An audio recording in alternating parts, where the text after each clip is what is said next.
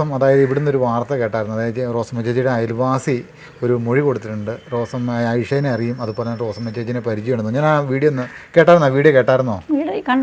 കണ്ടായിരുന്നു. ഒന്ന് നമുക്ക് എപ്പിക്കട്ടെ ആ വീഡിയോ. ചെന്നപ്പോഴാണ് ചോര ഇങ്ങനെ ഒഴുകി ഉള്ളിൽ പെട്ടെന്ന് തലകറങ്ങണ പോലെ ആയിപ്പോയി പുള്ളിക്ക്. ഐഷയ്ക്ക് ഷുഗർ ഉള്ളത് കാരണം പിന്നെ ഞാൻ പിടിച്ചിരുത്തി വെള്ളമൊക്കെ കൊടുത്ത് ഞാൻ പെട്ടെന്ന് ഇറങ്ങി പോവുകയും ചെയ്ത്. അങ്ങനെ പോവുകയും. അന്ന് നിങ്ങളെ കണ്ടിരുന്നു? എന്നെ കണ്ടാലും വർഷം കണ്ടാലും. ഈ വഴക്കുണ്ടായത് കണ്ടിട്ടുള്ളത് നിങ്ങൾ മാത്രമാണ്? ഞാൻ മാത്രമേ കണ്ടിട്ടുണ്ട്. പല പ്രാവശ്യം അവിടെ വന്ന് ഞാൻ കണ്ടിട്ടുണ്ട്. സെബാസ്റ്റ്യനും ഐഷയും തമ്മിൽ നല്ല ബന്ധമായിരുന്നു. ഭാര്യഭർത്താക്കന്മാരായിട്ടുള്ള ജീവിതമൊക്കെ ആയിരുന്നു അവർ തമ്മിലുള്ള. ഒക്കെ നമ്മള് അത്ര അടുത്ത ബന്ധമുണ്ടായിരുന്നു. അതൊക്കെ ഈ റോസമ്മക്ക് അറിയാം. റോസമ്മയായിട്ടും റോസമ്മയാണ് ഇത് പരിചയപ്പെടുത്തി കൊടുത്തതും എന്നൊക്കെ റാമത്ത പറഞ്ഞിട്ടുണ്ട്. സ്ഥലം വിൽപ്പനയുമായി ബന്ധപ്പെട്ടാണോ? കാരണം അതായത് റോസമ്മ ചേച്ചിയാണ് പരിചയപ്പെടുത്തി എന്നാണ് അവർ പറയുന്നത്. പക്ഷെ അവരെ ഞാൻ കണ്ടിട്ടുമില്ല. അവരെവിടെ താമസിക്കുന്നതെന്ന് എനിക്ക് അറിയത്തില്ല. അവരുടെ വീട് ഇവിടെ അവരുമായിട്ട് എനിക്ക് യാതൊരു ബന്ധമുള്ളതായിട്ടും എനിക്ക് ഒരറിവുമില്ല. ഈ സ്വരത്തിൽ നിന്ന് ഏകദേശം ഒരു സൗണ്ട് നമുക്ക് മനസ്സിലാകുവാണെങ്കിൽ, നമ്മൾ സൗണ്ട് പിടിക്കുവാണെങ്കിൽ ഏകദേശം ഒരു 45 വയസ്സിനും ഒരു 50 വയസ്സിനും ഇടയ്ക്കുള്ള ഒരാളാണ്. അധികം പ്രായമുള്ള ഒരാളല്ല. അല്ല സിയെ, ഒന്നുകൂടെ ഞാൻ ആ സ്വരം ഒന്ന് കേൾപ്പിക്കാം. ഐഷ റിട്ടയർമെന്റിന് ശേഷം ഇവിടെ വന്ന് താമസിക്കുന്ന സഹോദരന്റെ വീടിന്റെ മുകളിലാണ്. അതിനുശേഷം സഹോദരനുമായി പിണങ്ങിയാണ് ഒറ്റയ്ക്ക് പോകുന്നത്. ആ സമയത്ത് റോസമ്മയുടെ ഇടപെടൽ ഈ സ്ഥലം വാങ്ങുന്ന സ്ഥലത്ത് ഉണ്ടായിരുന്നു എന്ന് തോന്നിയിട്ടുണ്ട്. ആ സ്ഥലം കൊണ്ട് റോസമ്മയ്ക്ക് വേണമെന്നും പറഞ്ഞ് നിന്നതാണ്. അപ്പോഴാണ് പുള്ളി ഇതിന് അഡ്വാൻസ് കൊടുക്കുകയും വാങ്ങിക്കുകയും ചെയ്യുന്നത്. സ്ഥലം വാങ്ങുന്നതിന് മുമ്പും റോസമ്മയും ഐഷ തമ്മിൽ ബന്ധമുണ്ട്. നല്ല പരിചയം ഉണ്ടായിരുന്നു. ഐഷ എനിക്ക് കാശ് തരാനുണ്ട്, മറ്റേതാണ് മറിച്ചതാണ്, പലിശയ്ക്ക് കൊടുത്തിട്ടുണ്ട്, അങ്ങനെയാണെന്നൊക്കെ മക്കടുത്ത് വന്ന് പറയുകയും ചെയ്തു. ഈ റോസമ്മയും ഐഷയും സെബാസ്റ്റ്യനും തമ്മിലായിരുന്നു ആദ്യ സൗഹൃദം ഉണ്ടായിരുന്നത് അല്ലെ? അതിനുശേഷമാണ് ഈ റോസമ്മ വാങ്ങണമെന്ന് ആഗ്രഹിച്ച ഭൂമിയാണ് ഐഷ വാങ്ങിയത്. അതിൽ സെബാസ്റ്റ്യന്റെ പിന്തുണ ഉണ്ടായിരുന്നു. അപ്പൊ പിന്നെ സഭാഷൻ ഇടക്കിടക്കൊക്കെ വരിക എടുക്കുകയൊക്കെ ചെയ്യുമായിരുന്നു. ഞങ്ങൾ കൈറാമെന്നാണ് വിളിക്കുന്നത്. അപ്പോൾ ഞങ്ങൾ അവിടെ ചിലപ്പോ കാണും, ചില ദിവസമൊക്കെ അവിടെ ഇരിക്കണ കാണാം. നമ്മളിങ്ങോട്ട് റോസമ്മ ചേച്ചിയുടെ അയൽവാസി ആകുമ്പോൾ എന്താണേലും റോസമ്മ ചേച്ചി അറിയുന്നതല്ലേ? ഈ ചുറ്റുവട്ടത്ത് എന്താണേലും ഇവരുടെ സൗണ്ട് പ്രത്യേകിച്ച് നാട്ടിലില്ലെങ്കിൽ തന്നെ റോസമ്മ ചേച്ചി എനിക്കെന്നല്ല, ഈ പരിസരത്ത് ഞാനിപ്പോൾ പലരോടും ചോദിച്ചിട്ടും ആർക്കും അറിയത്തില്ല. ഇവർ തന്നെ പറയുന്നുണ്ട് കപ്പാട്ടങ്ങാണ്ട് അവർ താമസിക്കുന്നതെന്ന്. അവരെത്രയും നാൾ മുമ്പേ പോയെങ്കിൽ ഇത്രയും കൃത്യമായിട്ട് എൻ്റെ കാര്യം ഓർത്തിരിക്കണം. ഇത്രയും വർഷത്തിന് മുമ്പ് നടന്ന കാര്യമല്ലേ? ഈ ഐഷ ഈ മിസ്സാകുന്ന ആ സമയത്തൊക്കെ ഇവരിവിടെ ഉണ്ടായിരുന്നെന്ന് പോലും എനിക്കറിയത്തില്ല. ആകെ ഇവിടുന്ന് ഒരാൾ പോയി വേറെ മറ്റേ കാഞ്ഞിരപ്പള്ളിക്ക് പോയേക്കുന്നത്. അത് ഇവിടുന്ന് ഈ റോഡ് അങ്ങോട്ട് ചെല്ലും, അതിൻ്റെ തൊട്ടപ്പുറത്തായിട്ട്. അതായത് ഐഷയുടെ ആങ്ങളെ താമസിക്കുന്നതിൻ്റെ തൊട്ട് മുൻവശത്തായിരുന്നു അവർ താമസിച്ചുകൊണ്ടിരുന്ന. അവരാണെങ്കിൽ അറിയാമായിരുന്നോ? ഇല്ല, ചേച്ചിനെ അവർക്ക് അറിയാവുന്ന രീതിയിൽ അവർ പറയുന്നത്. പക്ഷേ എനിക്ക് അവരെ അറിയത്തുമില്ല. അത് തന്നെയല്ല, എനിക്ക് ഐഷയുടെ വീട്ടിൽ പോയി ഐഷയോട് ഒരു തരത്തിലും ഒന്നും ആവശ്യപ്പെടേണ്ട കാര്യം എനിക്കില്ല. പിന്നെ അയൽക്കൂട്ടത്തിൽ വന്ന് ആ പരിചയം ഉണ്ടായിരുന്നുള്ള. ഇവിടെ നിന്നാണ് പൈസ മേടിച്ചുകൊണ്ട് പോയത്. അത് മിസ്സായി കഴിഞ്ഞപ്പം ആ വിഷയം തീർക്കാൻ അത് തീർത്തത് പോലീസ് അല്ലാതെ ഞാൻ അവരുടെ വീട്ടിൽ ചെന്ന് പറയുമല്ലായിരുന്നു. അതായത് ആ വിഷയം തീർക്കാനായിട്ട് അയൽക്കൂട്ടംകാരുടെയൊക്കെ പൈസ കൊടുക്കണ്ടേ, അത് കണക്കിലുള്ളതല്ലേ. അപ്പോൾ അതിൻ്റെ കാര്യമൊക്കെ ഞാൻ പോലീസ് സ്റ്റേഷനിൽ അറിയിച്ചു. അവരുടെ മക്കളും വന്നു. അന്നേരം അവർ പറഞ്ഞു സ്ഥലം കൊടുത്താലേ കടം വീട്ടാൻ പറ്റുള്ളൂ, അല്ലാതെ ഞങ്ങൾക്ക് പറ്റുകയില്ല എന്ന് പറഞ്ഞു. അപ്പോൾ അതെങ്ങനെ വേണമെന്ന് അവരാണ് ആലോചിച്ചതും കൈകാര്യം ചെയ്തതും അത് വിൽക്കാനുള്ള ഏർപ്പാടാക്കി തന്നതും ബാക്കി കാര്യങ്ങളെല്ലാം ചെയ്തത് അവരാ. അന്നേരത്തെ CEO അല്ലെങ്കിൽ അതിനെ അന്വേഷിച്ച പോലീസുകാരോ അവരോട് ചോദിച്ചാൽ എന്നെ വിശദമായിട്ട് അറിയാം. ഞാൻ കൃത്യമായിട്ട് അത് ആരാ എന്തായതെന്ന് അതന്നെയല്ല, അവരുടെ ഒന്നും പേരൊന്നും എനിക്കറിയത്തില്ലല്ലോ. ഈ വീഡിയോയ്ക്കകത്ത് ഈ സ്വരം കേട്ട് കഴിയുമ്പോൾ ചേച്ചിക്ക് അത് നിർത്തി ഞാൻ പറയാം. ഇതിൻ്റെ അകത്ത് പേരൊന്നും പറഞ്ഞിട്ടില്ല. ഇല്ല, അല്ല അവരിപ്പോൾ അതല്ലല്ലോ, അവരുമായിട്ട് എനിക്ക് യാതൊരു ബന്ധവുമില്ല, സ്വരം പോലും കാണുന്നില്ല. എനിക്ക് ഒരു തരത്തിൽ എനിക്ക് ഐഷയുടെ വീട്ടിൽ പോയി ഒരു കാര്യം പറയേണ്ട കാര്യമില്ല.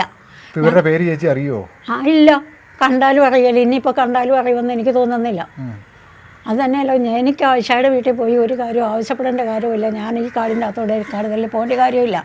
ആകെ ചെയ്തിട്ടുള്ളത് ഈ പോലീസുകാരുടെ നേതൃത്വത്തിൽ അവർ പറഞ്ഞ പോലെ ആ വിഷയം തീർക്കാനായിട്ട് അവരാണ് അതിന് മുൻകൈ. ഈ വീഡിയോ ആയിട്ട് അപ്പോൾ ചേച്ചി വീഡിയോ കണ്ടെന്നല്ലേ പറഞ്ഞേ? അതെ.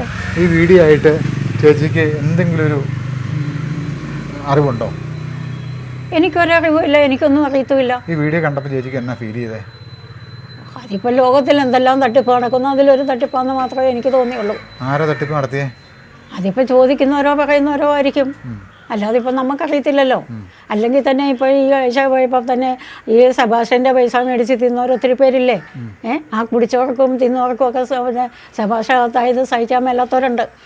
ഈ വീഡിയോയ്ക്ക് അത് പറയുന്നുണ്ട്, ആ ആൾക്കൊരു മോനുണ്ടായിരുന്നു, ആ മോനെ കൊന്നു കളയുന്ന സെബാസ്റ്റ്യൻ പറഞ്ഞു. ആ ആൾക്ക് സെബാസ്റ്റ്യന് ഇവരുമായിട്ട് യാതൊരു തരത്തിലും ഒരിടത്തും ഒരിക്കലും ഇവിടുന്ന് വിറ്റുപോയ ഒരാൾ വിറ്റുപോയെന്ന് ചേച്ചി പറയുന്നുണ്ടല്ലോ. ഇപ്പം ഈ പറഞ്ഞവരോ അവർക്ക് മക്കൾ എത്ര പേരായിരുന്നു? അതും എനിക്കറിയത്തില്ല, അവരാരാന്ന് എനിക്കറിയത്തില്ലല്ലോ, പിന്നെ എങ്ങനെയാ ഞാൻ പറയുന്നേ? അവരുടെ യാതൊരു വിവരവും എനിക്കറിയത്തില്ല, ഇവർ എവിടാന്ന് അറിയത്തില്ല, അവരുടെ ഒരു വിവരവും അറിയത്തില്ലാത്ത ഞാൻ പലരോടും ചോദിച്ചു, ആർക്കും അറിയത്തില്ല. അത് അവരെ കാണുകയാണെങ്കിൽ പിന്നെ ആർക്കെങ്കിലും മനസ്സിലാവും. ഇത് അതുമില്ലാതെ എത്രയോ വർഷങ്ങൾക്ക് മുമ്പ് അല്ലെങ്കിൽ തന്നെ ഈ വീഡിയോക്ക് പറഞ്ഞേക്കുന്നത് ഈ അയൽവാസിയാണോ പറഞ്ഞേക്കുന്നത്? ഞാനും ഈ ചുറ്റുവട്ടത്ത് പലരോടും ചോദിച്ചപ്പോൾ അവരെ ആരും അറിയില്ല. അതാണ് ചേച്ചിയുടെ അടുത്ത് വന്നത്. അപ്പോൾ ചേച്ചിയാണെങ്കിലും ഡിക്റ്റി ന്യൂസ് കേരളയിലേക്ക് റോസ്മ ചേച്ചി വിളിച്ചിരുന്നു. എനിക്ക് സങ്കടമുണ്ട്, ബുദ്ധിമുട്ടുണ്ട്, എനിക്ക് കുറച്ച് കാര്യങ്ങൾ നിങ്ങളോട് തുറന്ന് പറയാനുണ്ട്. അതാണ് ഈ ചേച്ചി വിളിച്ചപ്പോൾ. എന്താണെങ്കിലും ചേച്ചി വിളിക്കുമ്പോൾ നമുക്ക് വരാതിരിക്കാൻ പറ്റത്തില്ല. കാരണം ചേച്ചി നമുക്ക് ചേച്ചിയുടെ ഭാഗത്തുനിന്ന് സത്യസന്ധമായ കാര്യങ്ങളാണ് ചേച്ചി പറഞ്ഞത്. അതാ ഞാൻ പറയുന്നത്, എനിക്ക് ഒരു തരത്തിൽ ഇവരെ അറിഞ്ഞിട്ടില്ല. ഐഷയുടെ വീട്ടിൽ പോകേണ്ടതോ ഐഷയുടെ വീട്ടിൽ ആരൊക്കെ വരുന്നെന്നോ എവിടെ പോകുന്നെന്നോ ഒന്നും അന്വേഷിക്കേണ്ട കാര്യം എനിക്കില്ല. ഞാൻ അതൊട്ട് ചെയ്തിട്ടുമില്ല. എനിക്ക് ആകെ അറിയാവുന്നത് എൻ്റെ മൊബൈലിൽ അവരുടെ ഫോണിൽ നിന്ന് കോള് വന്നെന്ന് മാത്രമേ എനിക്കറിയത്തുള്ളൂ. പിന്നെ ആകെ അറിയാവുന്നതാണ് ഈ പൈസ, അയൽക്കൂട്ടത്തിൻ്റെ പൈസ കൊണ്ടുപോയതോ. ഈ വോയിസിൽ നിന്നും നമുക്ക് ഒന്നുകൂടെ വീഡിയോ കേൾപ്പിക്കാം, ബാക്കി അവിടെ കേൾപ്പിക്കാം. പിന്നെ അത് സ്ഥിരമായി അവിടെ കാണുകയൊക്കെ ചെയ്യായിരുന്നു. അപ്പൊ ഈ കാശ് ഞാനൊരു ദിവസം എന്തിനോ അവിടെ ചെന്നപ്പോഴാണ് ഈ കാശ് 2 ലക്ഷം രൂപ പൊതിഞ്ഞ് ഒരു മാലയും ഉണ്ടായിരുന്നു, 1.5 ഒരു മാല ഉണ്ടായിരുന്നു കടുത്ത്, അതും കൊടുത്ത് സബാഷിന് കൊടുത്ത്. ആ പോക്ക് പോയിട്ട് പിന്നെ ഈ കാശിന്റെ വഴക്കുണ്ടായതാണ്. അതുവരെ ഇവർ തമ്മിൽ ഒരു ഭാര്യ ഭർത്താക്കന്മാരെ പോലെയുള്ള ബന്ധങ്ങളും എല്ലാം ഉണ്ട്, നല്ല സ്നേഹത്തിലായിരുന്നു. ഈ സ്ഥലം എടുക്കാറായപ്പോഴാണ് ഇവർ തമ്മിൽ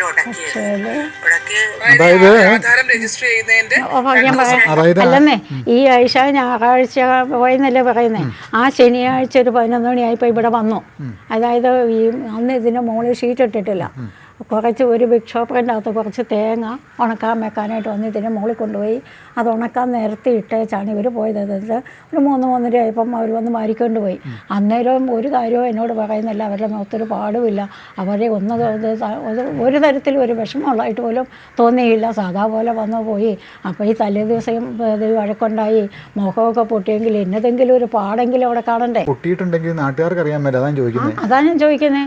ഈ തലേ ദിവസം ഇവിടെ വന്ന് ഞങ്ങൾ നിന്നും കുറച്ച് നേരം വർത്താനം പറഞ്ഞു. അത് കഴിഞ്ഞിട്ടായി തേങ്ങ മുകളിലിട്ടതും പിന്നെ വന്ന് വാരിക്കൊണ്ട് പോയപ്പോഴും ഞങ്ങൾ നിങ്ങളെ വർത്താനം പറഞ്ഞു. അന്നേരം ഒന്നും ഇതൊന്നും കാണുന്നു എടുക്കുന്നു ഒന്നുമില്ല.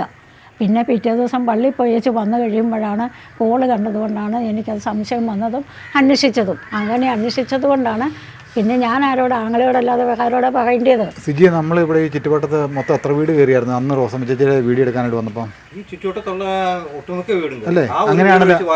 അങ്ങനെ ആ അപ്പഞ്ചാണ്ട് വീട്ടിലും പോയി നമ്മൾ. ഏകദേശം ഒരു 40ഓളം വീടുകളും കയറിയില്ലേ? 3 ദിവസമായിട്ട് നമ്മൾ സർവേ ചെയ്തു. പക്ഷേ ഇങ്ങനെ ഒരു റിപ്പോർട്ട് നമുക്ക് കിട്ടിയിട്ടില്ല. ഇല്ല, അത് തന്നെയല്ലേ ഇപ്പൊ ഇതിൻ്റെ അത് ആർക്കും അറിയത്തില്ല.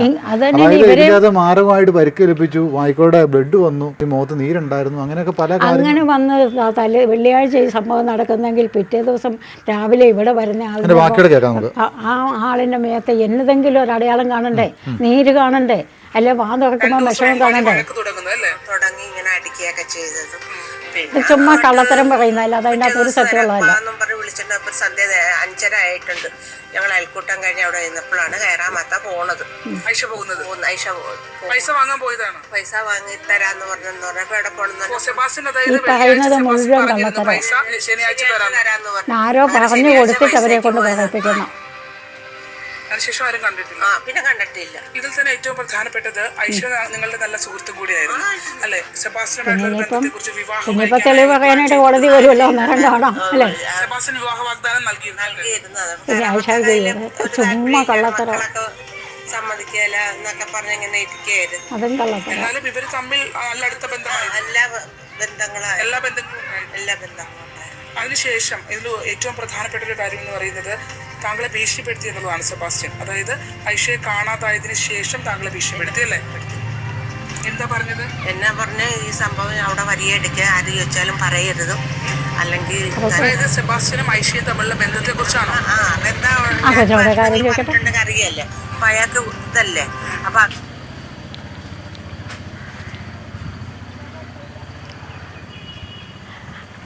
നിങ്ങളുടെ ഇപ്പുറത്ത് താമസിക്കുന്ന എന്നാ എന്നാലും മരിച്ചില്ലേ ഒരാൾ, എന്നാ യൂസഫോ, ആ വളവിനെ താമസിക്കും. ഇപ്പം വേറെ ആരാണ്ട് അവിടെ താമസിക്കും.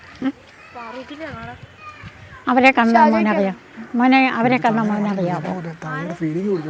അതായത് ആ ജോസഫ് എന്ന് പറയുന്ന അപ്പോൾ അവരുടെ ഒരു മകനെ ഉസ്താദില്ലേ, ആ ഉസ്താദ് അപ്പം ഇപ്പോൾ ഓർക്കുന്നു. ആ ജോസഫ്, ആ ജോസഫിൻ്റെ ആ വാപ്പയല്ലേ മരിച്ചത്. യൂസഫൊക്കെ ഉസ്താദായിട്ടുണ്ട്. യൂസഫിൻ്റെ മകനാണ് ഉസ്താദായിട്ടല്ല. ആ കൊച്ചിൻ്റെ അമ്മയെ കണ്ടാൽ കൊച്ചിനെ അറിയാമോ എന്നാണ് ഞാൻ ചോദിക്കുന്നത്. ഫോട്ടോ കണ്ടാലോ? ഇല്ല. ഇപ്പം അവരാ ഇവിടുത്തെ നമ്മുടെ കാര്യങ്ങളൊക്കെ പറഞ്ഞുകൊണ്ടിരിക്കുന്നത്. അന്നേരം കണ്ടാൽ അറിയാമോ എന്നൊക്കെ ഞാൻ ചോദിക്കുന്നത്. ആരാ? അത് ഉസ്താദാണോ? അല്ല, അവർ വിറ്റിട്ട് പോയി മോനെ, വിറ്റിട്ട് പോയി. അവർ വീട്ടിൽ ഇപ്പം അവരങ്ങ് ദൂരെ എങ്ങാണ്ടാണ് താമസിക്കുന്നത്. അവരെ കണ്ടാൽ മനസ്സിലാകുമെന്ന് അറിയാൻ ഞാൻ ചോദിച്ചതേ ഉള്ളൂ. അതന്നെയല്ല, നിങ്ങളൊക്കെ കുഞ്ഞായിരുന്നപ്പോഴേ അവർ പോയതാണ്. നിങ്ങൾ ഉണ്ടാകുന്നതിന് മുമ്പേ പോയതായിരിക്കും. പിന്നെ അങ്ങനെ ഓർത്തിരിക്കുന്നത് അല്ലേ? ഇനി ഇവൻ പോലും മോനെ ഉണ്ടായി കാണും, അത്രയേ ഉള്ളൂ. അതൊന്നും ഓർത്തിരിക്കേണ്ട കാര്യമൊന്നുമില്ല. ഓക്കെ.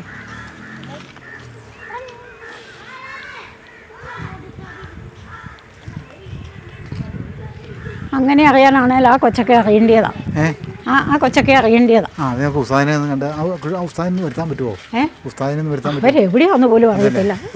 ചുമ്മാ ഇത് അവര് ചുമ്മാ അവർ തന്നെയല്ല ആരാന്ന് അറിയാതിരിക്കാൻ വേഷം കെട്ടിച്ച് നിർത്തിയ ആരാണ്ടെ കൊണ്ട് പറയുന്നല്ലേ. ഒന്നുമില്ല. അതിനെ പറ്റിയൊന്നും പറയരുത്, അങ്ങനെയാണ് ഇങ്ങനെയാണെന്നൊക്കെ പറഞ്ഞു. ഞാൻ പറയാൻ ആരോടും പറയില്ല. അതൊക്കെ ചുമ്മാ കള്ളത്തരം അവരുണ്ടാക്കുന്നതാണ്.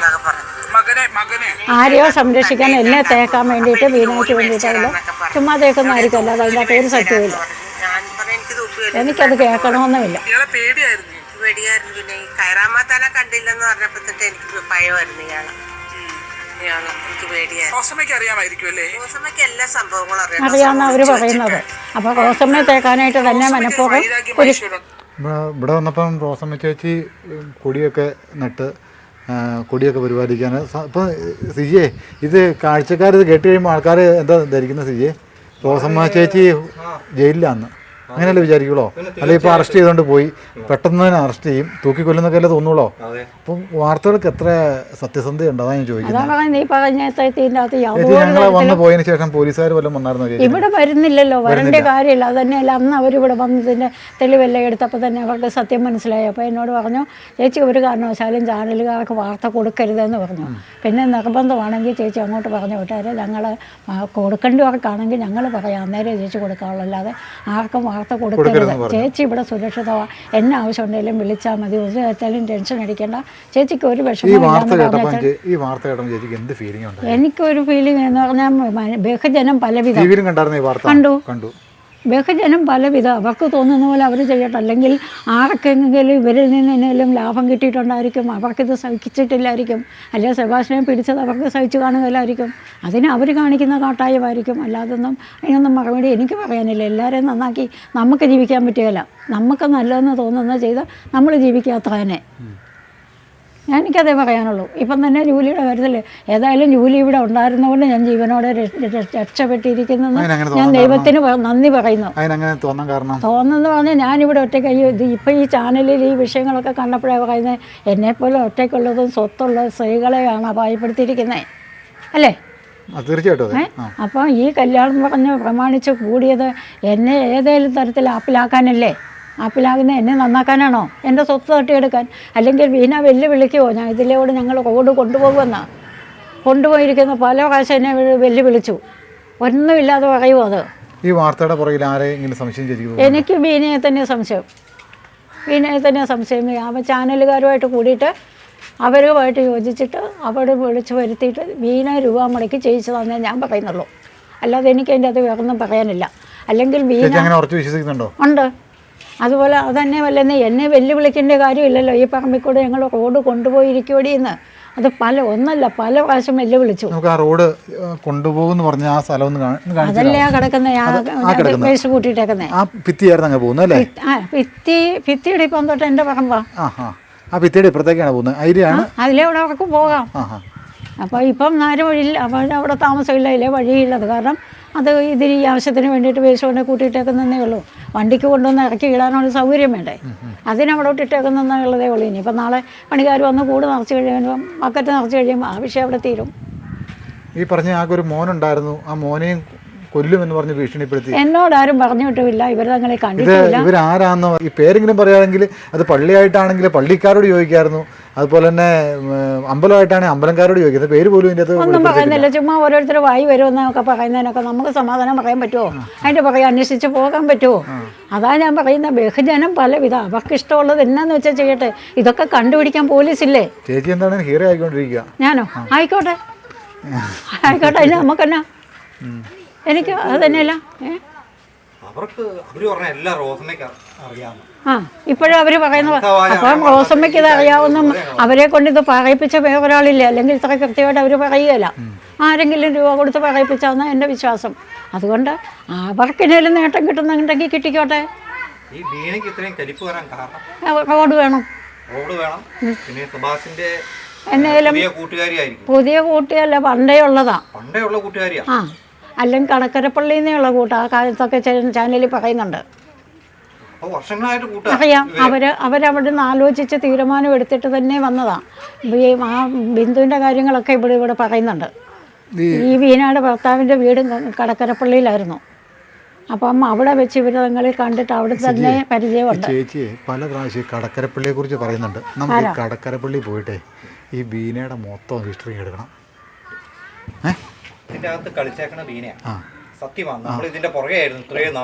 ഇത്രയും ഇതിന്റെ എല്ലാത്തിന്റെ മുഖ്യധാര നിൽക്കുന്നത് ബീനായ. ഞങ്ങളവിടെ മൊത്തം ഹിസ്റ്ററി എടുക്കണം കേട്ടോ, ആ ഏരിയ മൊത്തം. കാരണം ഈ സുഭാഷിനുമായിട്ട് അഭേദ്യമായ സുഹൃത്തായിരുന്നു. കോടതി സംബന്ധമായിട്ടുള്ള കാര്യങ്ങൾക്ക് ഏറ്റവും ആദ്യം സമീപിക്കാനായിട്ട് അങ്ങനെ ഒരു കൂട്ടാണെങ്കിൽ ഏറ്റവും അടുത്ത ആൾ ബീന തന്നെയാണ്. ബീനയുടെ അഭിപ്രായം പറയാം, ബീനയ്ക്ക് സമയം അനുസരിച്ച് അഡ്വക്കേറ്റുമായിട്ട് സംസാരിക്കാം, അവർക്ക് കാര്യങ്ങൾ ക്രിയേറ്റ് ചെയ്യാം. അത് മാത്രമല്ല, സാമ്പത്തികമായിട്ട് ചിലപ്പോൾ സുഭാഷിന്റെ ഒരുപാട് സാമ്പത്തിക കാര്യങ്ങൾ ബീനയുടെ കൈവശമായിരിക്കാം. തീർച്ചയായിട്ടും. അതന്നെയല്ല, ഭർത്താവിൻ്റെ സ്വത്ത് അവിടെ നിന്ന് വിറ്റുകൊണ്ട് വന്ന പൈസയൊക്കെ ബീനാടിയിലുണ്ടായിരുന്നു. അതൊക്കെ ഇവർ കൈകാര്യം ചെയ്തിട്ടുണ്ട്. അങ്ങോട്ട് അവർക്ക് പിരിയാൻ മേലാത്ത ബന്ധം അതൊന്നും എനിക്കറിയത്തില്ല. കടക്കരപ്പള്ളി